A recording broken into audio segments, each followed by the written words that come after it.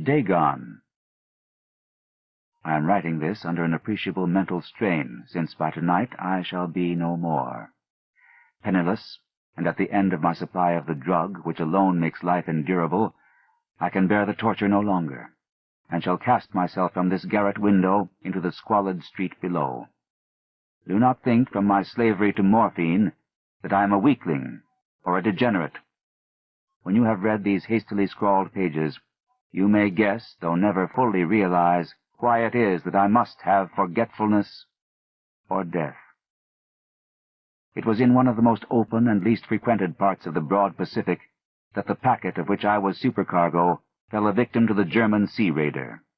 The Great War was then at its very beginning, and the ocean forces of the Hun had not completely sunk to their later degradation, so that our vessel was made a legitimate prize, whilst we of her crew were treated with all the fairness and consideration due us as naval prisoners. So liberal, indeed, was the discipline of our captors, that 5 days after we were taken, I managed to escape alone in a small boat with water and provisions for a good length of time. When I finally found myself adrift and free, I had but little idea of my surroundings. Never a competent navigator, I could only guess vaguely by the sun and stars that I was somewhat south of the equator. Of the longitude I knew nothing, and no island or coastline was in sight. The weather kept fair, and for uncounted days I drifted aimlessly beneath the scorching sun, waiting either for some passing ship or to be cast on the shores of some habitable land. But neither ship nor land appeared, and I began to despair in my solitude upon the heaving vastnesses of unbroken blue. The change happened whilst I slept. Its details I shall never know, for my slumber, though troubled and dream-infested, was continuous. When at last I awaked, it was to discover myself half sucked into a slimy expanse of hellish black mire, which extended about me in monotonous undulations as far as I could see, and in which my boat lay grounded some distance away. Though one might well imagine that my first sensation would be of wonder at so prodigious and unexpected a transformation of scenery, I was in reality more horrified than astonished, for there was in the air and in the rotting soil a sinister quality which chilled me to the very core. The region was putrid with the carcasses of decaying fish, and of other less describable things which I saw protruding from the nasty mud of the unending plain.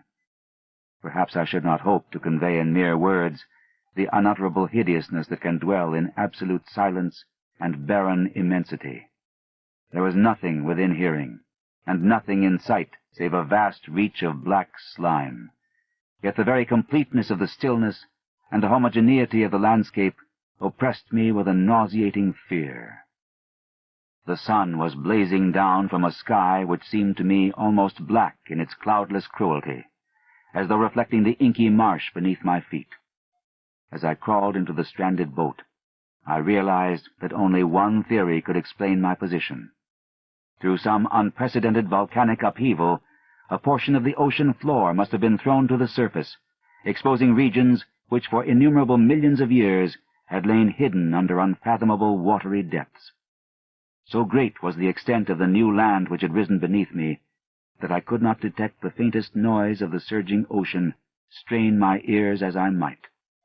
Nor were there any sea-fowl to prey upon the dead things. For several hours I sat thinking or brooding in the boat, which lay upon its side and afforded a slight shade as the sun moved across the heavens.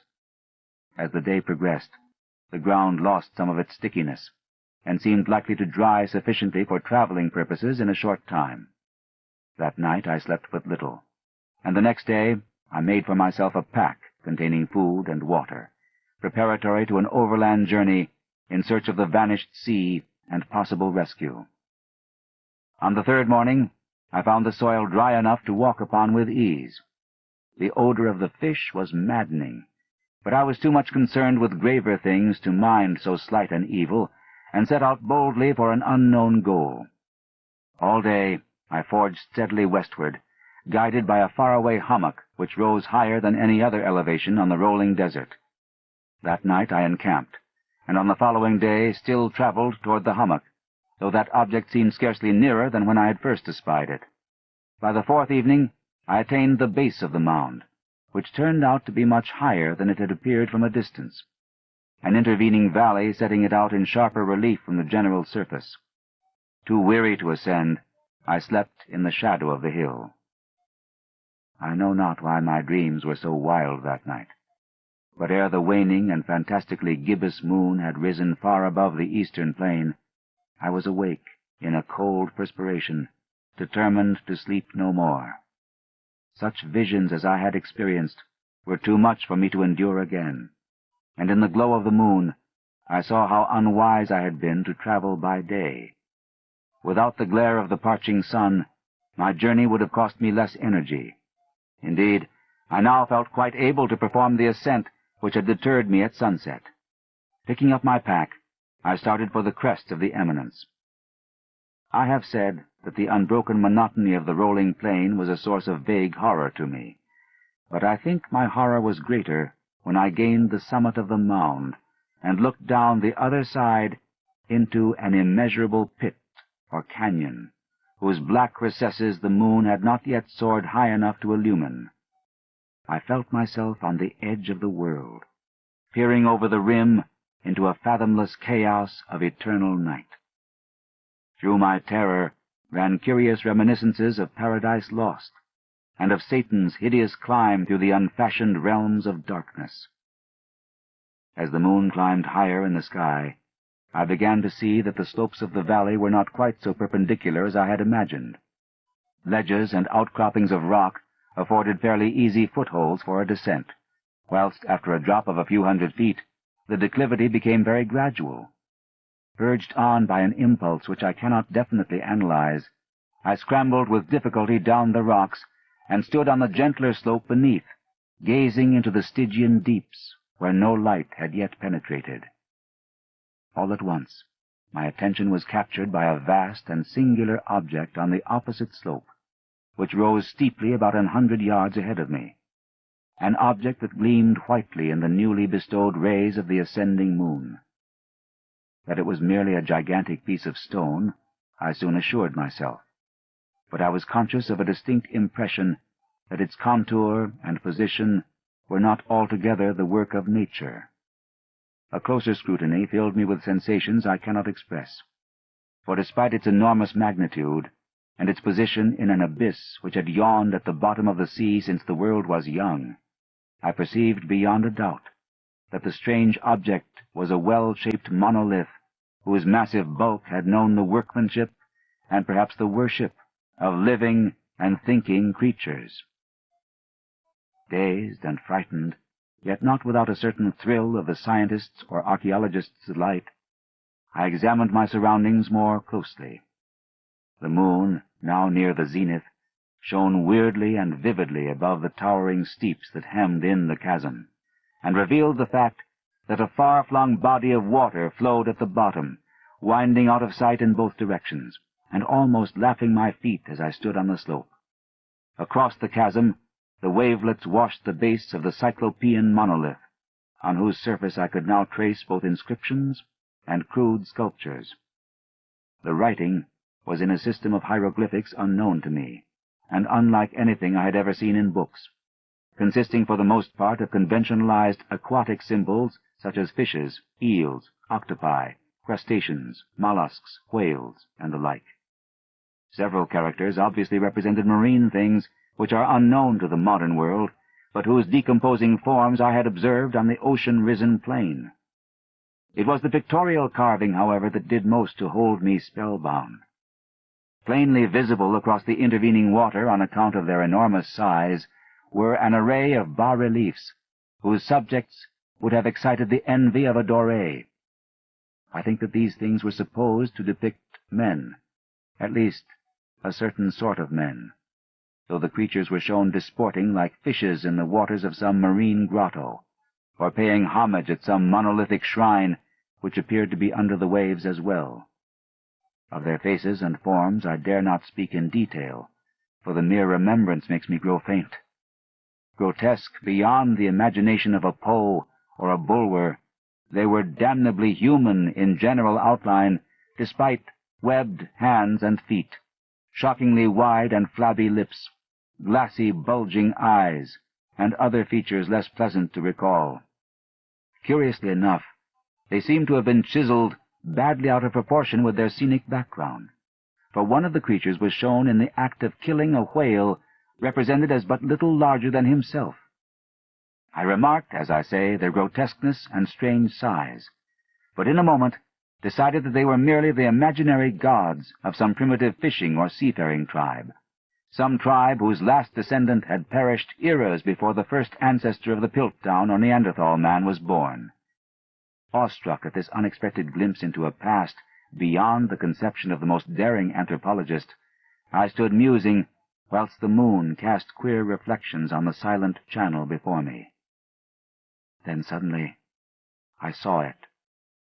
With only a slight churning to mark its rise to the surface, the thing slid into view above the dark waters.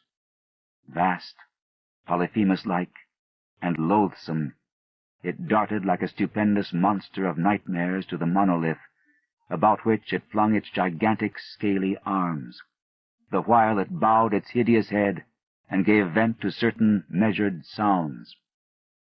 I think I went mad then. Of my frantic ascent of the slope and cliff, and of my delirious journey back to the stranded boat, I remember little. I believe I sang a great deal, and laughed oddly when I was unable to sing. I have indistinct recollections of a great storm some time after I reached the boat. At any rate, I know that I heard peals of thunder and other tones which nature utters only in her wildest moods. When I came out of the shadows, I was in a San Francisco hospital, brought thither by the captain of the American ship which had picked up my boat in mid-ocean. In my delirium I had said much, but found that my words had been given scant attention. Of any land upheaval in the Pacific my rescuers knew nothing, nor did I deem it necessary to insist upon a thing which I knew they could not believe. Once I sought out a celebrated ethnologist, and amused him with peculiar questions regarding the ancient Philistine legend of Dagon, the fish god, but soon perceiving that he was hopelessly conventional, I did not press my inquiries. It is at night, especially when the moon is gibbous and waning, that I see the thing. I tried morphine, but the drug has given only transient surcease, and has drawn me into its clutches as a hopeless slave. So now I am to end it all, having written a full account for the information or the contemptuous amusement of my fellow men. Often I ask myself if it could not all have been a pure phantasm, a mere freak of fever as I lay sun-stricken and raving in the open boat after my escape from the German man-of-war. This I ask myself, but ever does there come before me a hideously vivid vision in reply. I cannot think of the deep sea without shuddering at the nameless things that may at this very moment be crawling and floundering on its slimy bed, worshipping their ancient stone idols, and carving their own detestable likenesses on submarine obelisks of water-soaked granite. I dream of a day when they may rise above the billows, to drag down in their reeking talons the remnants of puny, war-exhausted mankind, of a day when the land shall sink and the dark ocean floor shall ascend amidst universal pandemonium. The end is near. I hear a noise at the door, as of some immense, slippery body lumbering against it. It shall not find me. God, that hand! The window! The window!